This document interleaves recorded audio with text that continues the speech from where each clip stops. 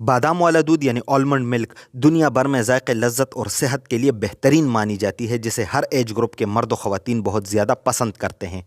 अस्सलाम वालेकुम फ्रेंड्स, आज मैं आपको बादाम वाला दूध तैयार करने का ऐसा आसान तरीका सिखाने वाला हूं, जिसे अगर कोई भी मर्द इसी तरीके से बनाकर पी गया ना, तो इसी बादाम वाले दूध पीने से उसका सामान ऐसे बनेगा कि एक झटके में बेगम के नाफ तक जाएगा। क्योंकि बादाम में बहुत ज़्यादा ताकत और ग़िज़ाइयत मौजूद होती हैं और बादाम के बहुत सारे फ़ायदे यानी बेनिफिट्स होते हैं। अगर बादाम को दूध यानी मिल्क के साथ लिया जाए तो इसके फ़ायदे और भी बढ़ जाते हैं, क्योंकि दूध बहुत बेहतरीन और मुकम्मल ग़िज़ा है। मर्दों को दूध का इस्तेमाल ज़रूर करना चाहिए और मर्दों के लिए दूध का इस्तेमाल बहुत ही मुफीद है। बादाम वाले दूध के इस बाकी फ़ायदों और इस्तेमाल का तरीका आपको आगे चलकर बताऊंगा। आइए सबसे पहले इसकी तैयारी शुरू करते हैं कि आपने इसे तैयार कैसे करना है।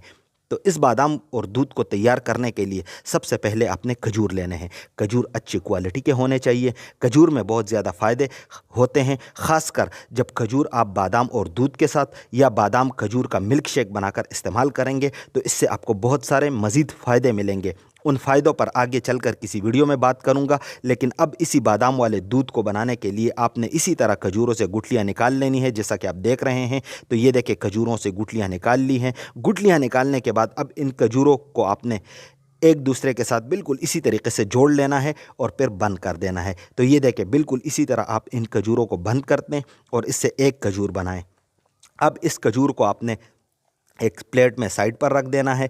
तो ये देखिए, प्लेट में रख दी है खजूर। अब आपने 5 दाने बादाम लेने हैं। तो ये देखिए, 5 दाने बादाम है ये। अब इस बादाम को आपने इसी तरह एक कद्दूकश से मोटा मोटा कद्दूकश करना है। तो ये देखिए, मोटा वाला कद्दूकश ले लिया है। अब इसी कद्दूकश करके आपने इन बादामों को आपने कद्दूकश करके इसको बारीक करना है। तो इसी तरीके से आप बारी बारी एक एक बादाम को कद्दूकश करते जाएँ, एक एक करके सारे बादामों को कद्दूकश कर लें। तो ये देखिए, बादाम कद्दूकश हो चुके हैं। बादाम कद्दूकश करने के बाद अब बारी है खजूर की। तो अब इसी बादाम पर आपने इस खजूर को भी कद्दूकश कर देना है। ठीक हो गया जी। तो इसी तरीके से आप अच्छे से खजूर को कद्दूकश कर लें। तो ये देखिए, खजूर कद्दूकश हो चुकी है।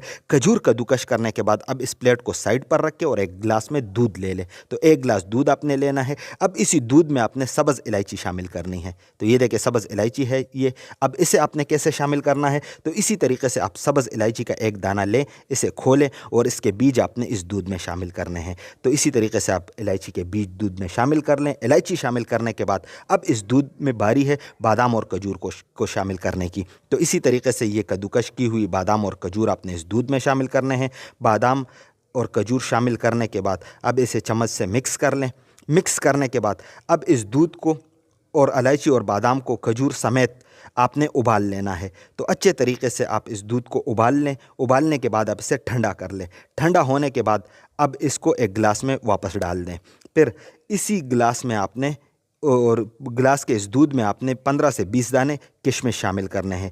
किशमिश अच्छी क्वालिटी के साफ़ छोटे किशमिश आपने इसमें शामिल करने हैं।